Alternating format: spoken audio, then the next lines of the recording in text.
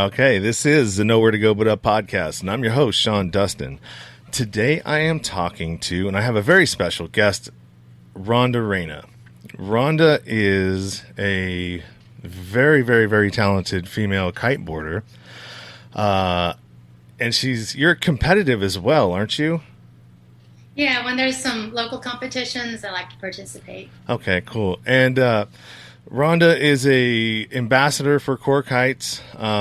And how I know Rhonda, I met her when I was down the street at a place called Sherman Island, or Sherman Island, sort of like public area, beach, launch, all of that. And I went down there because I live here, and I'm constantly seeing people going by and kiters and everything else when I go down there to take my dog to the beach. So I thought, since I'm a content creator, what a better idea to interview one of these people down there that are in this sport. And it is a sport that I've wanted to get into. So, for me, whenever I have interest in something and I have the ability and, somebody else is willing, I'll ask them to come on my show. That way I can get information myself and then give it to everybody else. So, hi, Rhonda. How are you? I'm very well. Thank you very much. And thank you for having me on your show. You're welcome. Like I said, we had met. I had talked to you. I hit you up right in the parking lot, and I think I helped you pull something off of your car. And I gave you my card, and I said, if you ever, were interested in doing this, let me know. We had talked back and forth quite a bit before this, and we saw each other down there. I mean, I would see you when I go down and do my thing, and sometimes we would meet each other. We'd either see each other on the water and say what's up, from a distance, or I'd catch you on the land, and then we were able to set this up. And I'd like to know all about kiting, how you got into it, what it's like, how difficult is it, what's the pathway to entry, all of that stuff. Fantastic. Well, I'm happy to share my thoughts and my experiences with you on that. I first saw kiteboarding in 2012 when I was on vacation in Boca Raton. And I have a background in water skiing and used to go to the lakes. And water skiing requires a boat, a flagger, and you. So it tends to be a little bit difficult. When I moved to the Bay Area, I no longer had access to a boat. I didn't know where to go. And so I didn't get to water ski for a lot of years. Fast forward to 2012, I'm on the beach in Boca Raton, and I see this guy going by attached to this kite with what looks like a wakeboard. And he's smiling at me, and I'm thinking, that is the coolest thing I have ever seen. I don't know what it is. And it stuck in my head. A couple years later in 2014, I happened to be driving up the North Santa Cruz coast, and I saw these kite surfers again. And then a while later, I was going over the San Mateo Bridge and saw these kite surfers, and I just became obsessed. And I was like, I'm going to go down. I'm going to go, looked up, where do people go kite surfing? And I found one of the launches, and I started talking with the kite surfers. And at that time, I'd only seen men. Mm-hmm. And the conditions were pretty gnarly, cold, windy, people in wetsuits. The wind can crank anywhere, for a good wind, 25 to 35 miles an hour. So you're getting a face full of sand, your eyes are squinting. And I just thought, these people are crazy. What is up with that? But I was very intrigued, and they would come off the water and be super stoky. And I would ask, like, well, what is this? I was like, you should try it. You'll love it. And I thought, oh, yeah, okay. So I finally met a woman who did kite surfing, and she referred me to take lessons up at Sherman Island, which is where you and I met. Yeah. So, and I had also fortuitously met two professional female kite surfers on a beach one day when I was surfing. And I looked them up, and I thought, well, they're about my size. And so if they can do kite surfing, then this is something I could do. And one of them was Yannicka Stock, who was a professional kite surfer, and she competed around the world, and she was with her friend And they told me, yeah, we just go around the world traveling and kite surfing. And that just kind of got stuck in my head as something that I really wanted to do. I did all the right things when I was growing up, checked off my list of go to high school, go to college, get a job, get married, have a baby.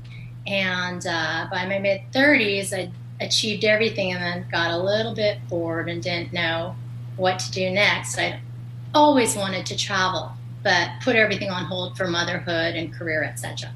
So meeting these really free-spirited women opened me up, and I wanted to be a part of it, wanted to be like them. So, lessons. Kite surfing is challenging to learn whether you're male or female. You just gotta do the time. And professional lessons definitely are the way to go. I was fortunate that during that stage of my life, I'd been coming out of some pretty dark times, and I was really open to really getting into the sport and making it a priority.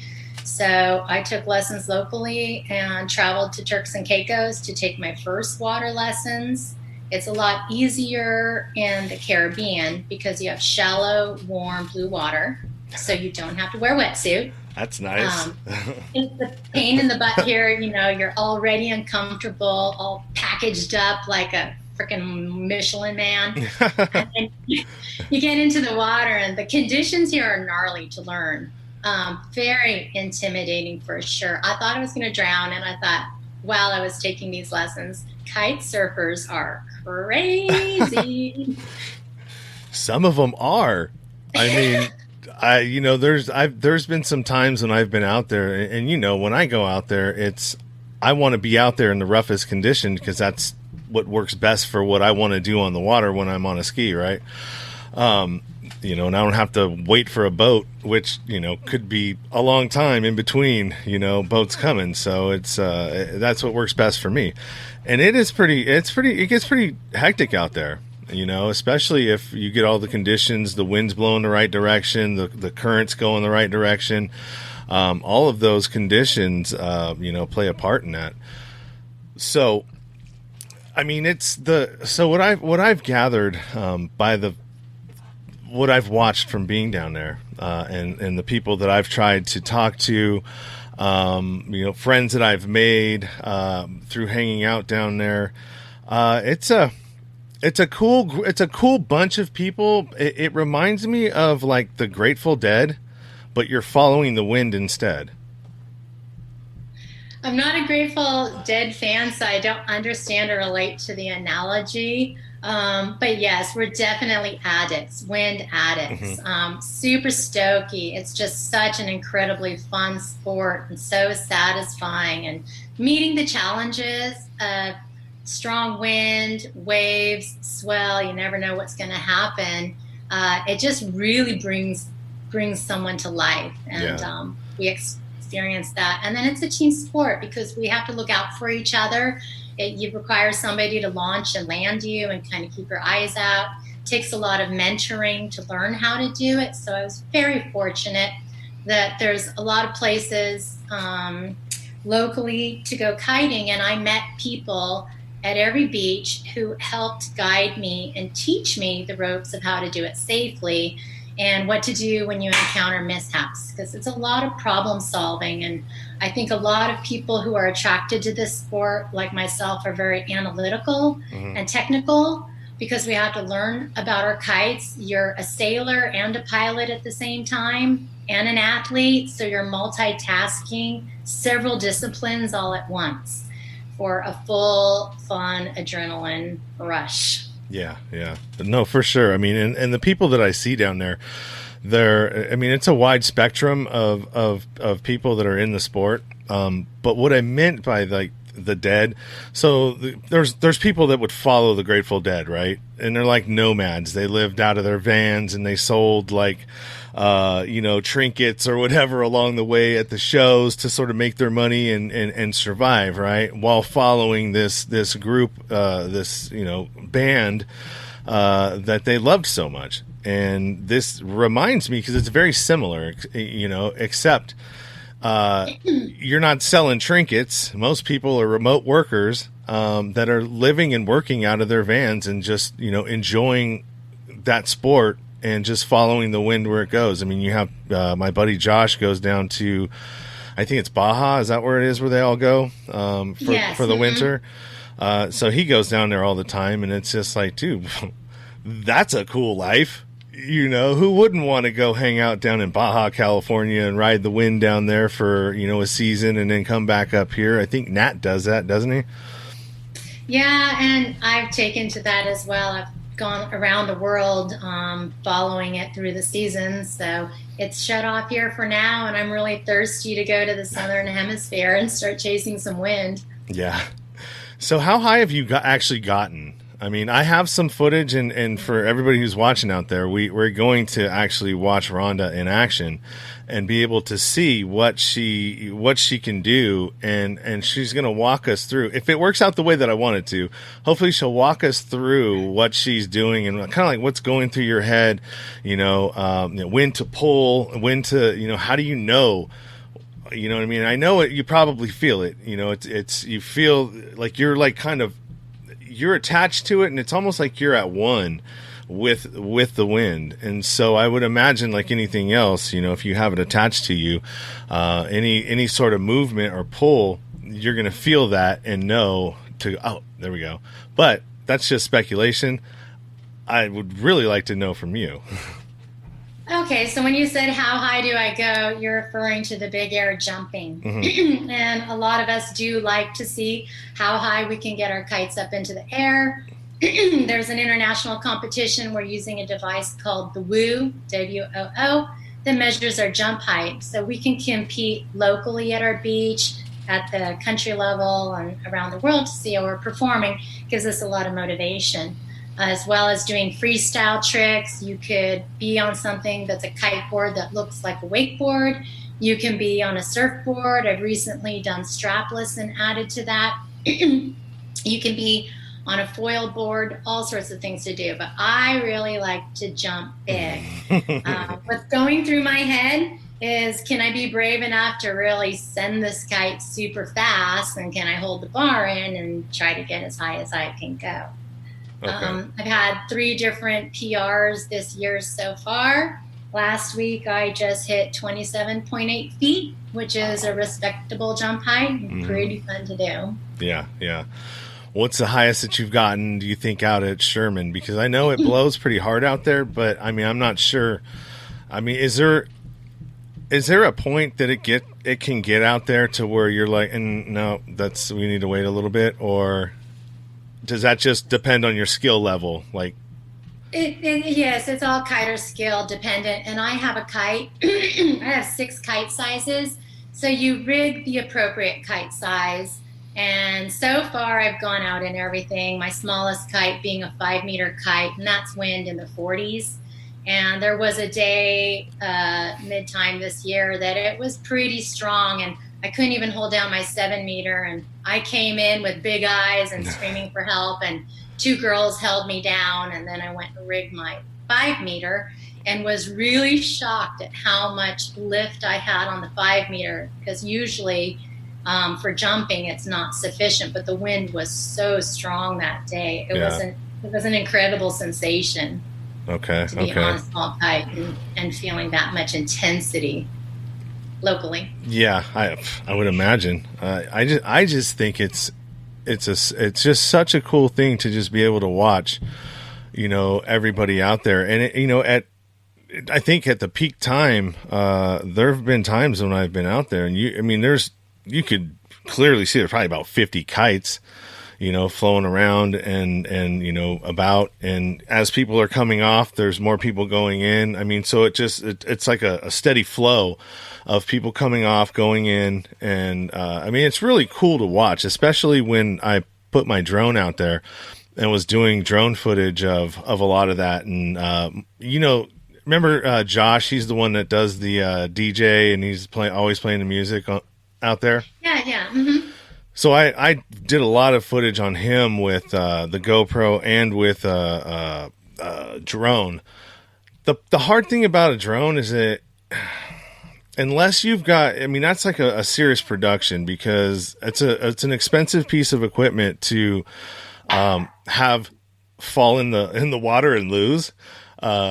And it's also, it's really tough because, I mean, you're going to a spot where it's like everybody is like, this is what we're here to do, you know?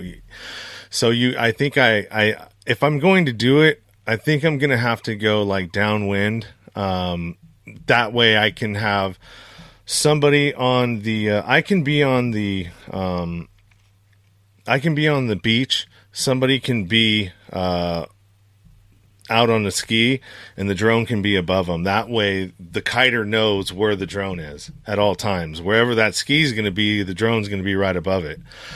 Trying to do that in the midst of everybody, they don't know what I'm doing. You know what I mean? It's too hard to communicate with everybody. Like, hey, this is what's going on. I'm going to shut down the beach or your directional, you know, ride so I can do what I want to do. So I don't think that it's going to work out that way.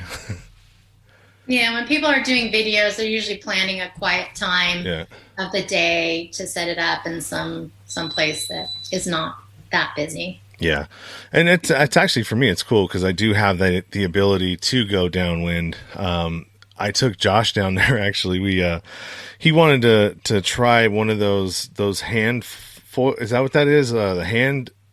They call it the wing. Yeah, wing foil. Yeah, it's a wing foil. And so he wanted to try one of those, and he wanted to get down there. And I was going to try to take him on my ski, but he rides a hydrofoil, right? That's what it's called. Mm-hmm. And I was like, dude, there's no way you're going to be able to carry that thing and me take you there. That's a lot of stuff. And you're whatever. I'm like, nah, let's, how are we going to do this? And so I towed him on his hydrofoil the whole way, all the way down to where Nat usually does his deal. So wow. it was pretty cool.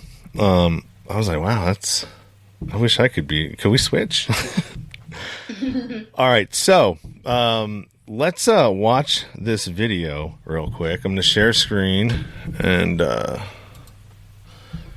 share screen 1, share sound. You might not hear the sound because I have the, my headphones in, so it may not, but you'll be able to see it. All right, let's go to, can you see that? I see it, yes. Okay.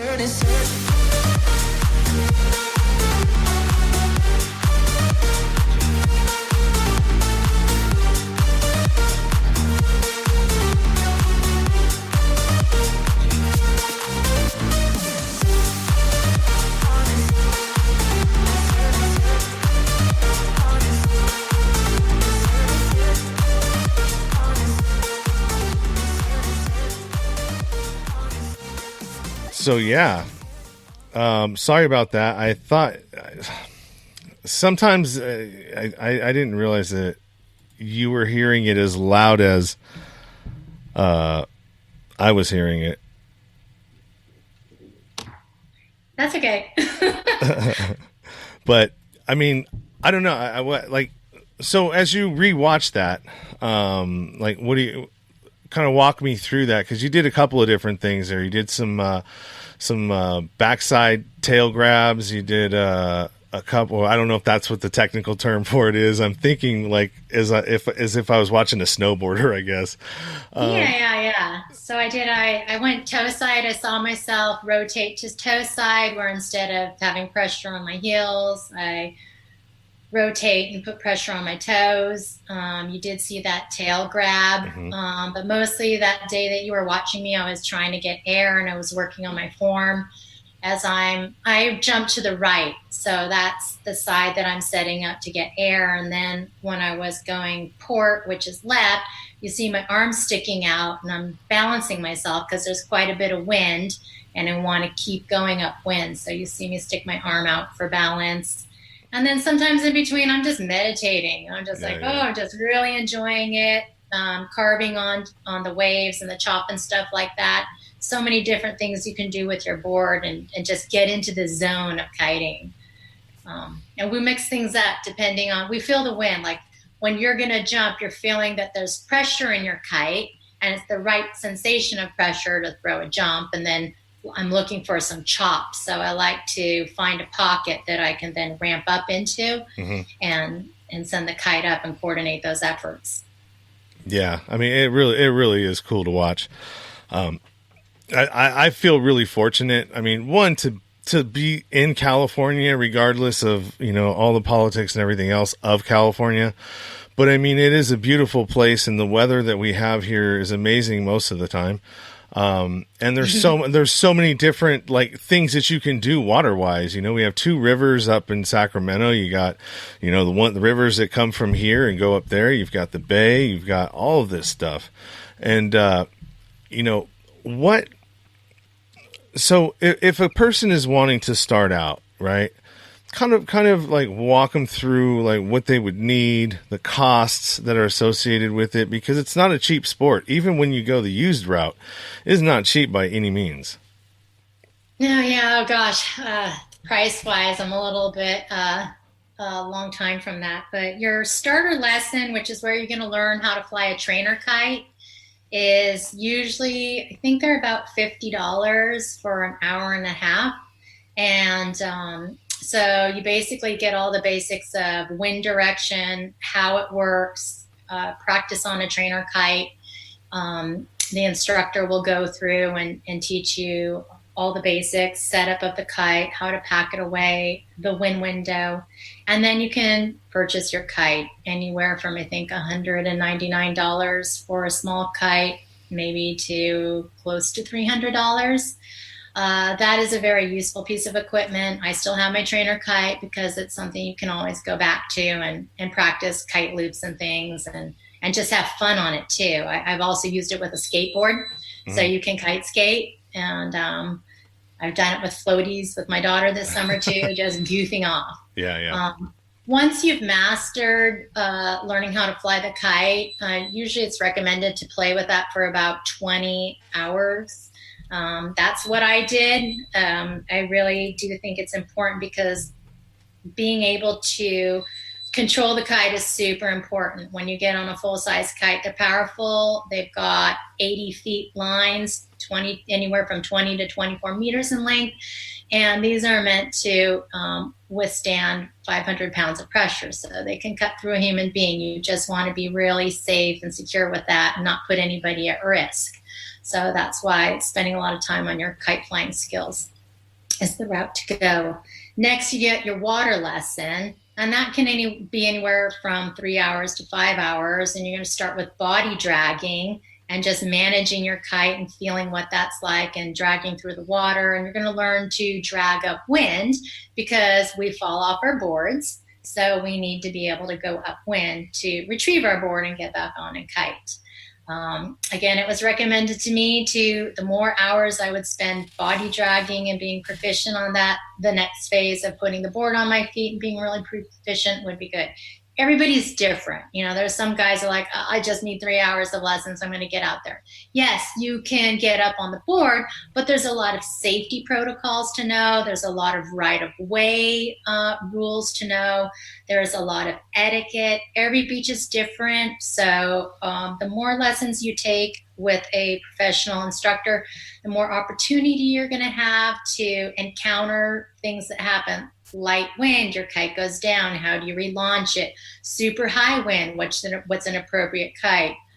Any kind of kite mare can happen. I took 16 professional lessons before I went out, and I did it all over the bay because I wanted to be safe and I wanted to have all my mishaps with guided instruction. And instructors are wearing radio walkie-talkie, and we're wearing a helmet, so we can talk to them, and it's direct instruction and feedback. Lessons can range from about $125 an hour. If you travel, like I said, I went to Turks and Caicos and did some lesson packages down there. Those fees for a few days can be up to $1,000, but well worth it because this is your life you've got in your hands, and you're also responsible for other people around you. I'm an extreme sport instructor myself. I come from the horseback riding world. So I taught fox hunting and I did eventing, and I taught horseback riding lessons. And the more lessons you take, the more guided instruction, the faster your progression because you're not developing bad habits. Yeah.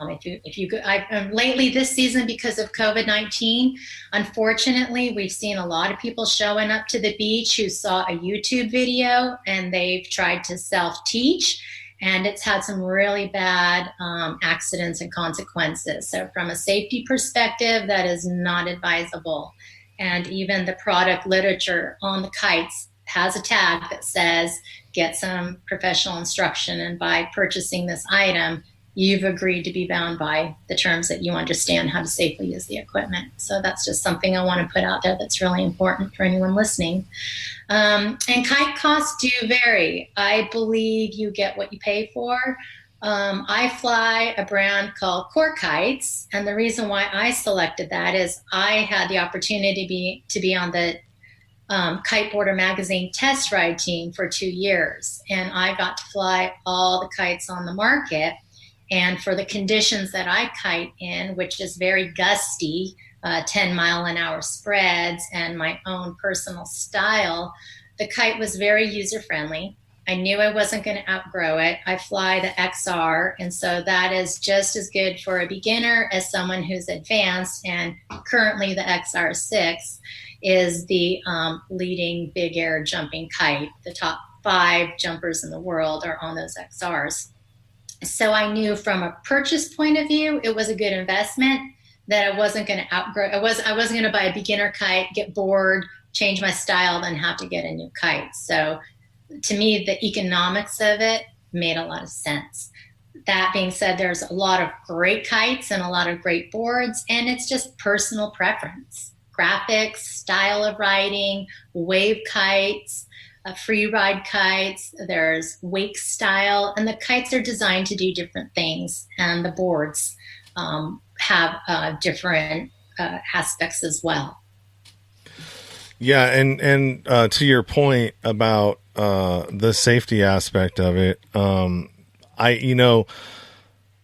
not sure if Sherman is actually a good place for people to, like, if you were even, I wouldn't suggest trying that at all. I mean, you could possibly do a trainer kite. Like I got that suggested to me. Someone said, well, go get a trainer kite first. You know what I mean? Like the small one that you'll see them out in that field just kind of messing around with, like you were talking about, that only has 2 lines, not the, not the 4. That you could probably, but I mean, that's about the limit of what you can do by yourself. The rest is like, you can't just go out there and think you're going to do it. You can't watch a YouTube because you don't know how that feels. And you need somebody who can articulate to you as they're teaching you how that feels and the nuances of what it is you're actually doing. Right. Yeah, Sherman Island, the launch is not a beginner kite spot. Once you're on the water, we have some great conditions, but getting out of the launch is pretty gnarly. A friend of mine referred to it as a class 4 launch. So you've got to know what you're doing, and there's a flow of traffic that we have. That being said, you can take lessons and go up on a boat up the river where it's safe and where you're out of the traffic and where you're with an instructor who can help get you to the water. There's a nice big sandy beach is the more user-friendly spot for someone to learn. Yeah. And there are plenty of those upwind. So yeah. Well, you know what? I really appreciate you taking the time and being able to make this happen. I definitely liked, I liked everything about what I have done. I've never tried to do this yet. I had Josh and it was you, and I have way more footage of him, and it was like, oh my God, it's going to take forever to edit all that stuff down. So I was like, all right, well, let's roll with this one first and see how it works and see how, my audience takes to it. 'Cause I think it was pretty cool putting it together and getting the footage.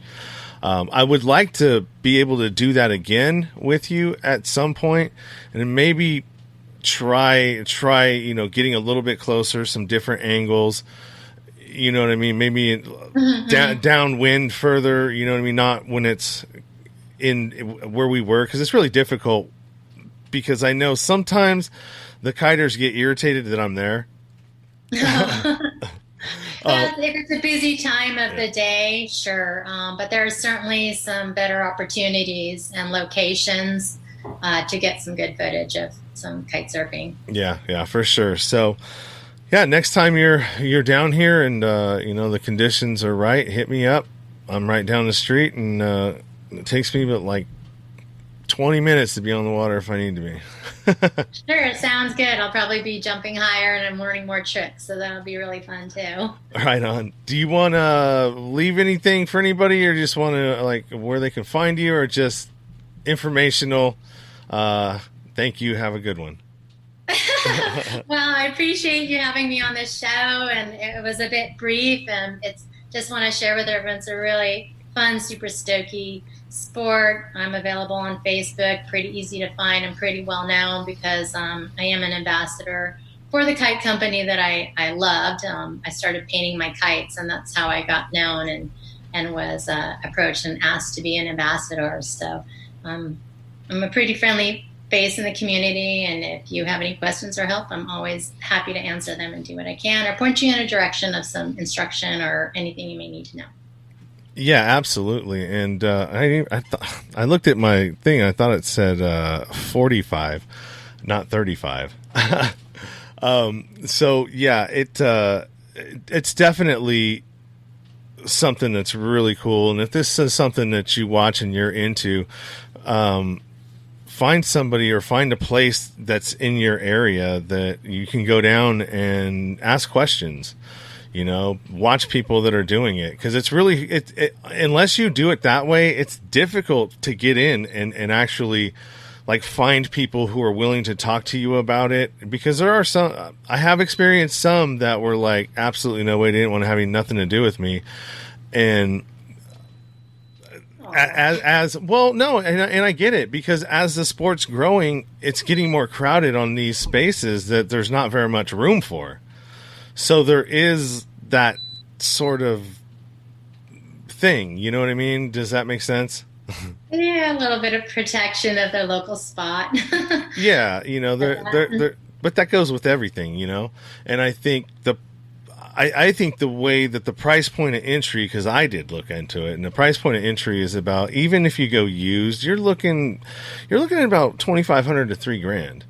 And there's not a lot of people out there that have an extra $3,000 to just, to throw on a hunch that I may or may not like it. You know what I mean? That's a big decision for a lot of people. Yeah, most kiters say it's not something you try out. You've got to want to do it. You're committed already when you've made that decision. Yeah. And so it's like, if you love the water, that would probably be something. Like, if you're not a water person, but you just think it looks cool and you want to do it, it's probably not going to be something that you're going to like. But if you're like somebody who loves to be around the water like I do, next year, for sure, I'm learning how to do it. Nice. All right, Rhonda. Well, thank you again. And anytime you want to come on and talk about any of the other things that you and I both share, feel free to hit me up, and we can make that happen. Sounds good. Have a good day. All right, you too. Bye. Bye-bye.